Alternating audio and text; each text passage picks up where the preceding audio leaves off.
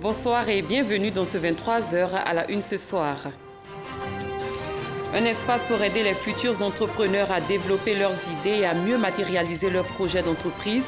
Les centres d'incubation existent depuis une dizaine d'années dans le pays. Comment fonctionnent-ils? Nous aurons des réponses dans cette édition. Aux États-Unis, la tempête Harvey bat tous les records de pluie au Texas. Des milliers de milliards de litres d'eau ont été déversés. La tempête a fait 9 morts et 30 000 déplacés. En sport football, troisième et quatrième journée des éliminatoires du Mondial 2018. Les éléphants de Côte d'Ivoire seront face aux Panthères du Gabon les 2 et 5 septembre prochains. L'équipe d'encadrement était ce matin face à la presse. Merci de nous rejoindre pour ce point de l'actualité. Un espace d'équipement et de ressources humaines nécessaires à la création d'entreprises. Voici résumé schématiquement un centre d'incubation. Ces centres aident l'aspirant entrepreneur à développer son idée et à mieux matérialiser son projet d'entreprise. Ces écoles d'une nouvelle ère ont vu le jour depuis une dizaine d'années en Côte d'Ivoire. Comment fonctionnent ces centres d'incubation? De quel encadrement bénéficient les porteurs de projets? Des réponses dans ce dossier signé Christelle Menon. Incubation. Dans le lexique entrepreneurial, c'est la période de maturation entre une idée et sa concrétisation. Les incubés bénéficient d'une logistique, de conseils et surtout de financement. On compte une dizaine de centres incubateurs en Côte d'Ivoire. Comment fonctionnent-ils et quel est leur impact réel sur le développement? Nous avons visité 3 d'entre eux à Abidjan. Il a été l'un des premiers à ouvrir en Côte d'Ivoire. Il est privé et logé dans une grande école. On y encadre des étudiants porteurs de projets et qui préfèrent créer leur propre emploi. Cette deuxième promotion compte une vingtaine d'apprentis entrepreneurs. Ils seront incubés pendant 6 mois avant de céder la place à ceux de la pépinière, des étudiants de première et deuxième année. Donc on a su un premier problème, c'est que quand on vend un objet connecté, une solution d'objet connecté à des grandes sociétés et qu'on vend développement logiciel à des petites entreprises, on n'a pas la même cible. Donc on peut avoir au sein de votre équipe 2 projets autant opposés. En attendant, il doit faire mieux que la première promotion qui a enregistré une moyenne de 3 entreprises en activité sur 10 projets présentés. Beaucoup d'appelés, mais peu d'élus. On les ramène un peu à la réalité du terrain en leur faisant comprendre que le financement ne doit pas être une priorité. Parce que quand ils mettent au devant la question du financement, on n'a pas les moyens, alors ça fait le premier blocage dans leur volonté d'entreprendre. Préciser l'idée, mesurer son utilité et sa faisabilité, et enfin recadrer les besoins. Un filtrage de 6 mois à 1 an qui ne laisse passer que les projets les plus viables, comme celui de Yaya Kamara. Quand est venue l'étape du financement, il s'est tourné vers l'établissement financier partenaire de la grande école. Il a pu obtenir 4 millions de francs CFA pour son projet de production de yaourt. Nous avons très vite perçu que ce centre-là devrait être un creuset pour les jeunes qui ont envie d'entreprendre. C'est un projet gagnant-gagnant. Gagnant pour le jeune qui est passé par le centre et puis gagnant aussi pour nous. Les centres incubateurs, on en trouve aussi dans le public. Au district d'Abidjan, les incubés sont les lauréats du concours du jeune entrepreneur émergent qui porte le nom du chef de l'État. Un jeune qui passe par un centre incubateur a plus de chances de voir son projet évoluer et d'assurer une viabilité, une pérennité du projet dans le temps. Avec une moyenne de réalisation de 8 projets sur 10, le centre d'incubation du district est à sa 3e fournée d'entrepreneurs, encadré par des mentors et consultants internationaux. Au bout du processus, chacun bénéficie d'un financement de 5 millions de francs CFA. Le montant, viré sur un compte bancaire, est décaissé à mesure que le projet avance. Une précaution pour garantir une bonne utilisation des fonds. Ils sont formés, certes, mais en retour, le centre part sur le terrain, voit ce qui est fait sur le terrain, l'adéquation entre ce qui est déclaré au centre ici et ce qui est fait sur place, l'adéquation entre l'argent qu'ils reçoivent et ce qui est fait sur le terrain. Avec le financement du district à hauteur de 2 350 000, ça m'a permis de créer ces bassins que vous voyez. Ce projet a été déjà testé par certains producteurs qui en demandent. Nous n'avons pas les moyens de pouvoir produire en grande quantité. Donc c'est pour cela que j'ai sollicité le district. Le district l'a aussi mis en contact avec des entreprises qui sont aujourd'hui clientes de son business de production d'engrais bio. Autre concept, cette fois-ci dans la commune d'Abobo, une cour familiale qui reçoit des enfants de 8 à 15 ans. Tu vas me créer un autre arrêt-plan. On va créer un arrière-plan, comme si on était dans une maison. À Babylab, les enfants apprennent le codage informatique, l'électronique et la robotique. Avec en outre des activités de recyclage des déchets, Babylab se définit comme un Fab Lab, un laboratoire de fabrication ouvert au public et offrant des outils pour la conception et la réalisation d'objets ou de procédés. Financé initialement sur fonds propres, le laboratoire a bénéficié en 2015 d'une subvention du Secrétariat d'État français au numérique. En apprenant à ses enfants le codage informatique, le langage de ce 21e siècle, Babylab veut faire d'eux des contributeurs à l'effervescence technologique de ce siècle. À Bobo, à très mauvaise réputation, grand banditisme, pas mal de phénomènes sont nés ici. Donc pour nous, le fait de mettre à contribution les enfants dans notre initiative, surtout les moins de 16 ans, c'est de pouvoir les maintenir non seulement à l'abri du grand banditisme, mais parallèlement les aider à éveiller des consciences, éveiller l'innovation qu'il y a en eux, pour qu'ils puissent construire des carrières dans le numérique qui offrent aujourd'hui pas mal de possibilités d'insertion. On pratique l'informatique à l'école. Quand on fait le cours à l'école, je suis la première à lever ma main parce que je comprends plus que mes autres camarades. Babylab m'aide aussi à créer mes applications, à créer mes jeux. Je peux partager à tout le monde. Vraiment, c'est très cool. Dans le secteur privé, en plus des grandes écoles, le patronat ivoirien forme une centaine de porteurs de projets dans le cadre du projet d'incubation de jeunes entrepreneurs, Prodige. Qu'ils soient privés, publics ou initiés par des organisations civiles, ces centres sont l'expression d'une économie sociale solidaire. Le vendredi 1er septembre prochain, la communauté musulmane célèbre la Tabaski. Impossible de faire cette fête sans mouton. Cependant, quels sont les critères pour choisir l'animal idéal pour ce grand jour de sacrifice? Comment se fait le partage? En plus du mouton, quelles sont les dispositions à prendre pour bénéficier des mérites de l'Aïd el-Kébir? Des réponses avec Ami Sissoko. Pas de Tabaski au Aïd el-Kébir sans bélier. Cette fête commémore l'acte du prophète Ibrahim. Selon une prescription de Dieu, Ibrahim s'apprêtait à sacrifier son fils Ismaël. Devant cette soumission, Dieu lui envoie l'ange Djibril, porteur d'un bélier qui remplace Ismaël comme offrande. Depuis lors, l'immolation d'un bélier est recommandée à la communauté musulmane par le prophète Muhammad. La bête à immoler répond à des critères. On a trouvé ce qu'on veut, un mouton complet, le plus gros des moutons, qui n'a pas de défaut, pour donner à Dieu. Le mouton ne doit pas être boiteux, le mouton ne doit pas avoir les cornes cassées, il ne doit pas avoir les oreilles coupées à plus de 2 tiers. Les bêtes qui sont recommandées pour la Tabaski, il y a d'abord un bélier. Quand tu n'as pas en mesure d'avoir un bélier, tu dois également avoir une brebis, un cabri. Quittant là-bas maintenant, en ordre de préférence, il vient maintenant le chameau et par la suite le bœuf. Selon les enseignements de l'islam, quand il s'agit d'un mouton, il faut seulement une seule personne. Par contre, on peut s'associer jusqu'à 7 personnes pour acheter un bœuf. L'animal doit être acquis licitement dans la mesure des moyens du croyant. Seul un musulman peut l'immoler. Le partage, comme a été enseigné, il faut partager ça en 3 parties. Une partie, il faut en consommer dans ta famille. Une partie, il faut partager ça aux voisins. Quelle que soit son appartenance religieuse, la 3e partie, il faut partager ça aux nécessités. La fête de la Tabaski aura lieu le 1er septembre. Mais avant, des dispositions sont à prendre. Le Ramadan, c'est recommandé de manger avant d'aller à la prière. Mais quant à la Tabaski, on observe un jeûne qui commence à partir de 4 h du matin, sinon de 5 h du matin, jusqu'au retour de la prière. Ce jour particulier, le musulman doit faire la grande ablution. C'est un jour exceptionnel et tout le monde est obligé d'aller à la prière. Pour tous ceux qui n'ont pas de problème de santé, qui peuvent se déplacer. Même les femmes en état de menstrues, elles doivent être à la prière. Mais pas pour prier, mais cette fois-ci pour écouter le sermon de l'imam. La prière de ce jour est particulière. Le musulman, lorsqu'il arrive sur le lieu de la prière, ce jour ne fait pas de nafl. Il s'assoit pour faire les éloges d'Allah subhanahu wa ta'ala jusqu'à l'arrivée de l'imam. Les prières du vendredi se font juste après le sermon. Mais la fête de la rupture et la Tabaski, la prière se fait avant le sermon. Après, elle va procéder à l'immolation.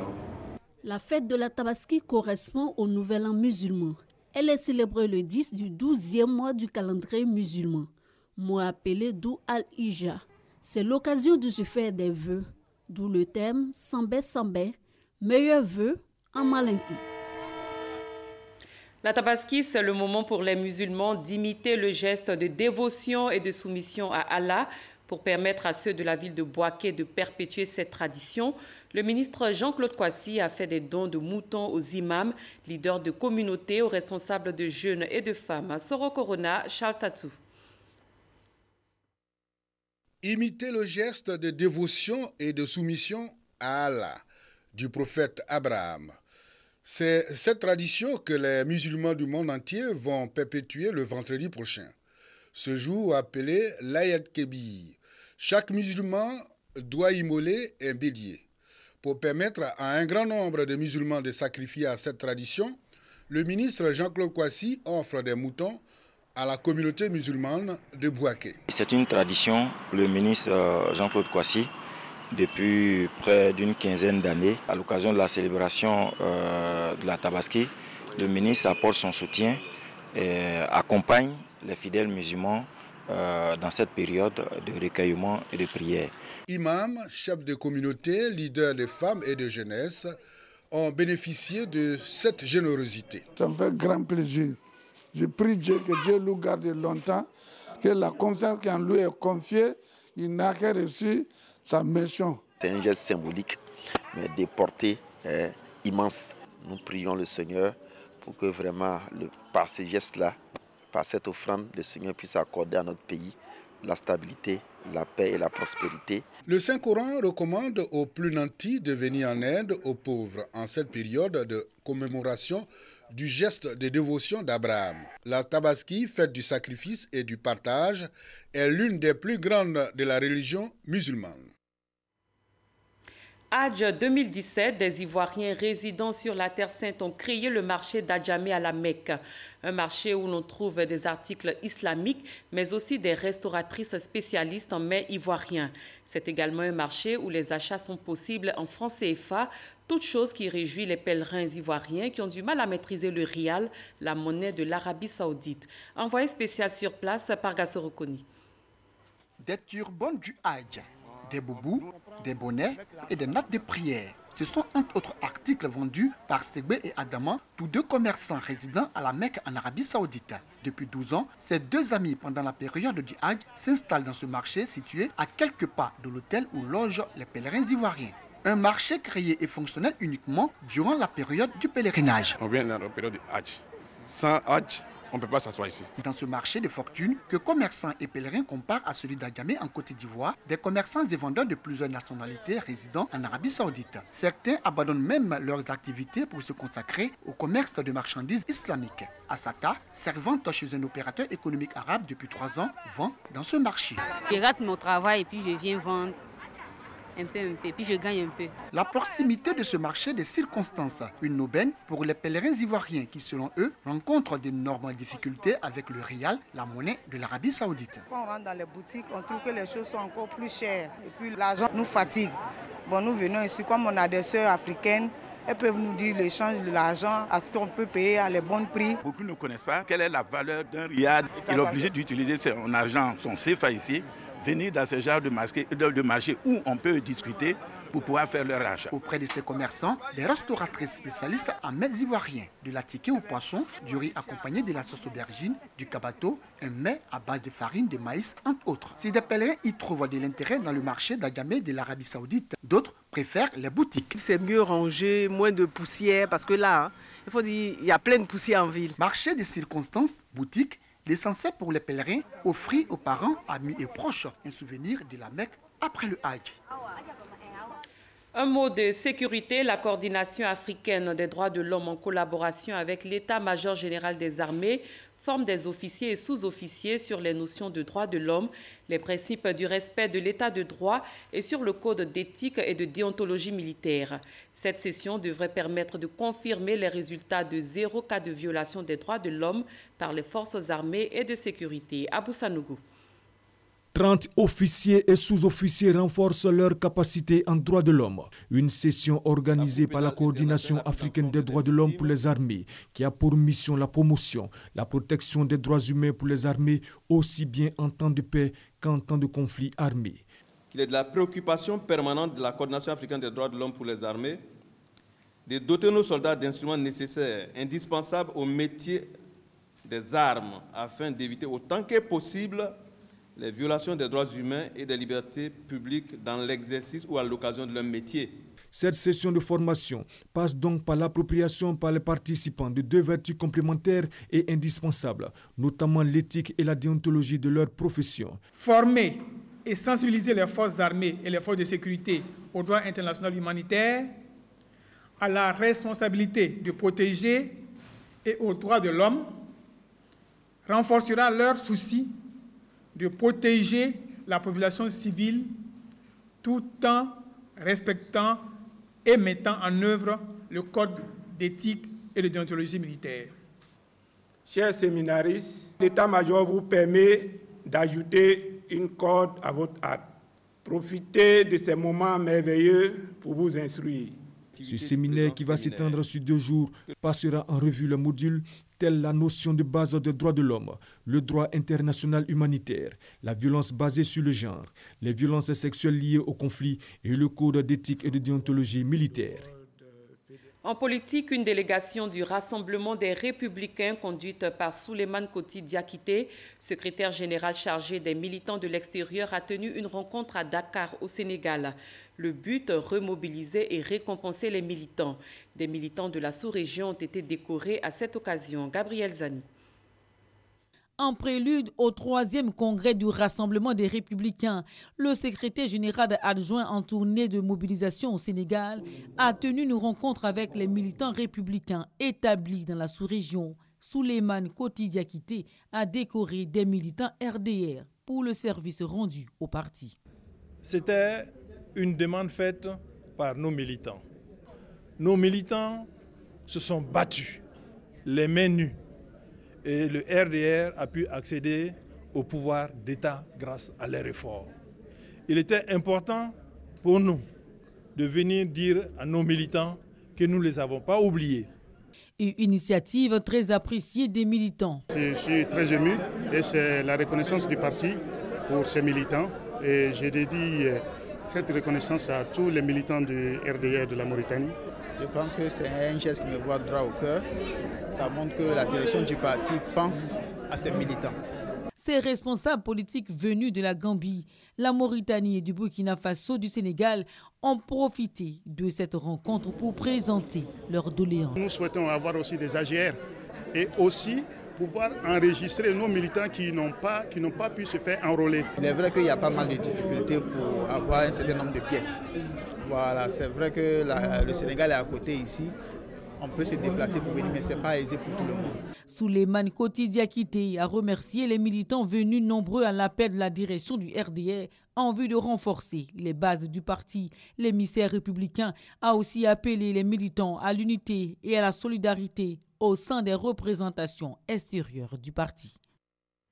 À l'instar des autres régions du pays, la région de la Nawa vient de recevoir une mission de remobilisation des militants du Rassemblement des Républicains. La mission était conduite par Gilbert Kafana Koné, secrétaire général adjoint chargé de l'organisation du parti. Objectif, sensibiliser les militants de la Nawa à une participation massive au 3e congrès du RDR qui se tiendra les 9 et 10 septembre prochains. Mahama Traoré. La Côte d'Ivoire se porte bien sous Alassane Ouattara. C'est en substance le message que Gilbert Kafana Koné est venu livrer aux militants du Rassemblement des Républicains RDR de la région de la Nawa. Le 3e congrès du parti prévu le 9 et 10 septembre prochain était à l'ordre du jour du meeting tenu à la place d'Envahi de la ville de Soubré. Mais avant ce grand rendez-vous, Gilbert Kafana Koné s'est voulu rassurant sur l'esprit de cohésion qui règne au sein de la case. Chers militants, je voudrais vous assurer il n'y a aucune division au sein de notre parti. Le RDR est en bloc, debout, pour affronter les échéances futures. Soyez donc mobilisés, parce que le congrès prochain, c'est un nouveau départ. Un congrès que nous voulons historique, parce qu'il n'aura d'égal que le meeting qui a vu arriver à la tête de notre parti, du président Alassane Ouattara. Autre temps fort de cette mission de remobilisation, la pose de la première pierre du siège du RDR à Soubré. Ce don de l'équipe municipale vise une meilleure implantation du parti dans la région de la Nawa. Avant de quitter la région, Gilbert Kafana Koné est allé visiter le barrage hydroélectrique de Soubré, une réalisation à mettre à l'actif de la politique de développement du président Alassane Ouattara. Grand rassemblement de mobilisation du RDR ce week-end à Bouaké, rencontre s'inscrivant dans le cadre du congrès du parti les 9 et 10 septembre prochains. L'envoyé de la direction du Rassemblement des Républicains, Kadia Camara, a invité les militants et sympathisants à effectuer massivement le déplacement pour le prochain congrès du parti. Djeneba Ouattara, Kouadi Kwami. La grande pluie qui s'est abattue sur la région de Bouaké n'a aucunement altéré l'ardeur des militants du RDR à Bouaké. Venus des coins et recoins de la région de Bouaké, participer à ce meeting de préparation du 3e congrès des 9 et 10 septembre prochains. Les militants sortis nombreux, expression évidente de leur volonté de participer au prochain congrès et leur soutien sans faille au président de la République.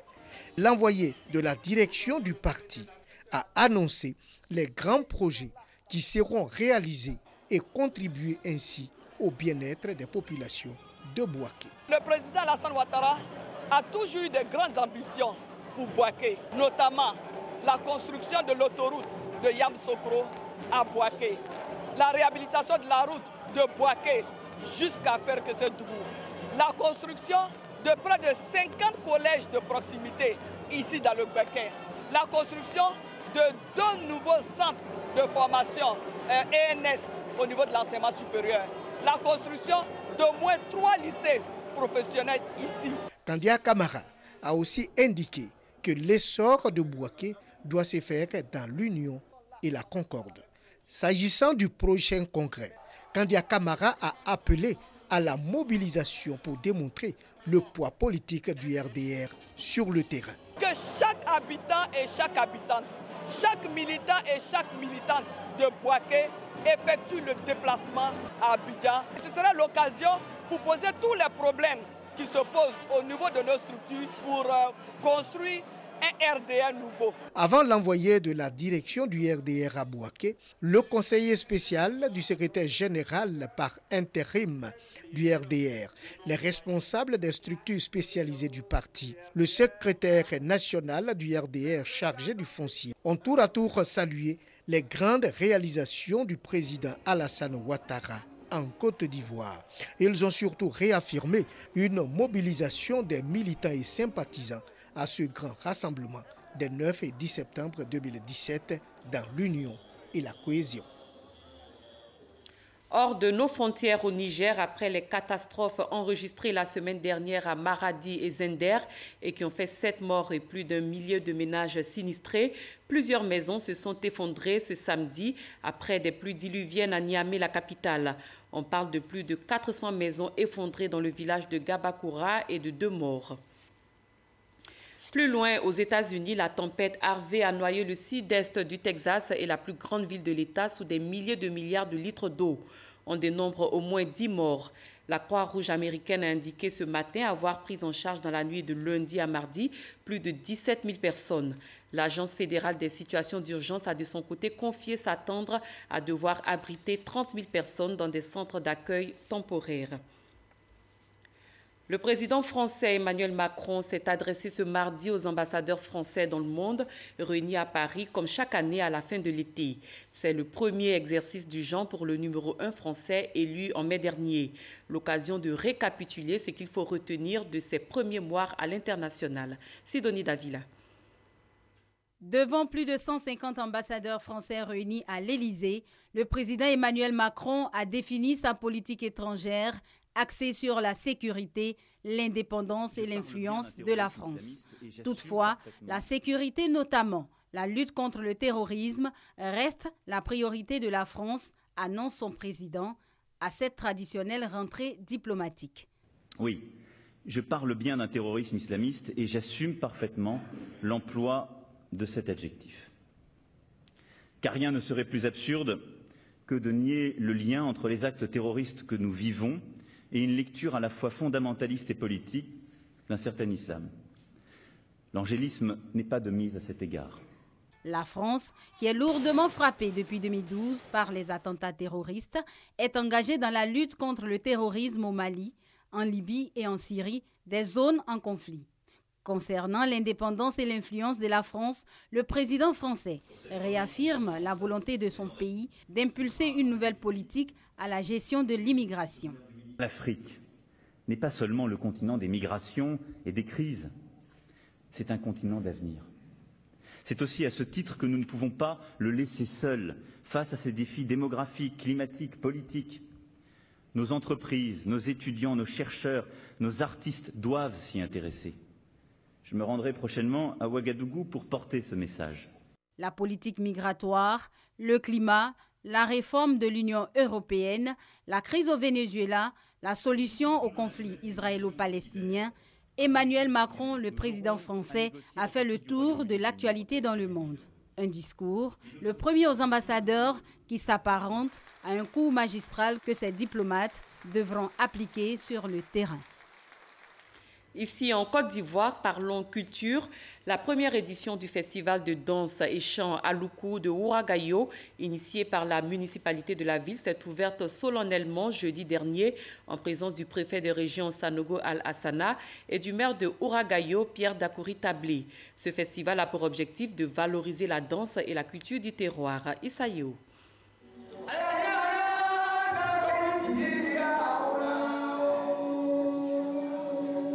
L'aloukou, un rythme traditionnel du peuple bété dans l'ouest de la Côte d'Ivoire. Les cadres de cette région ont décidé de le promouvoir ici et au-delà des frontières ivoiriennes à travers un festival dénommé Festival Aloukou dans la sous-préfecture de Ouragayo. Pour cette première édition, c'est le groupe Azoblo du village de Oudi Bipa dans la sous-préfecture de Ouragayo qui a eu le privilège de donner le ton.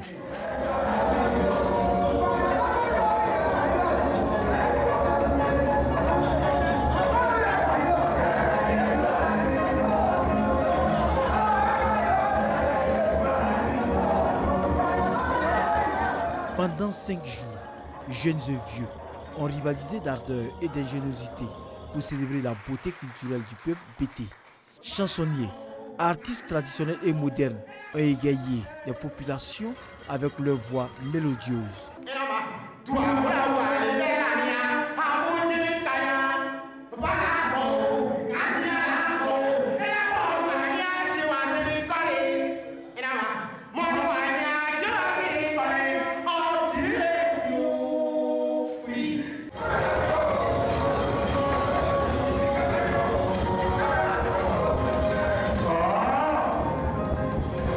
Ce festival est l'occasion de faire un clin d'œil au créateur de ce rythme.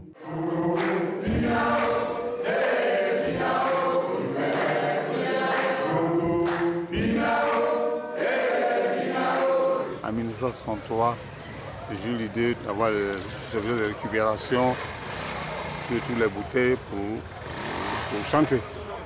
Et après de là, le coup est né. Pour les autorités, ce festival est une ouverture vers les autres cultures. La culture est véritablement la porte d'entrée du développement. Nous faisons un festival à Ouragayo pour améliorer la visibilité et l'attractivité de notre commune. À peine le rideau tombé sur la première édition que les initiateurs pensent à la deuxième, prévue pour se tenir l'année prochaine.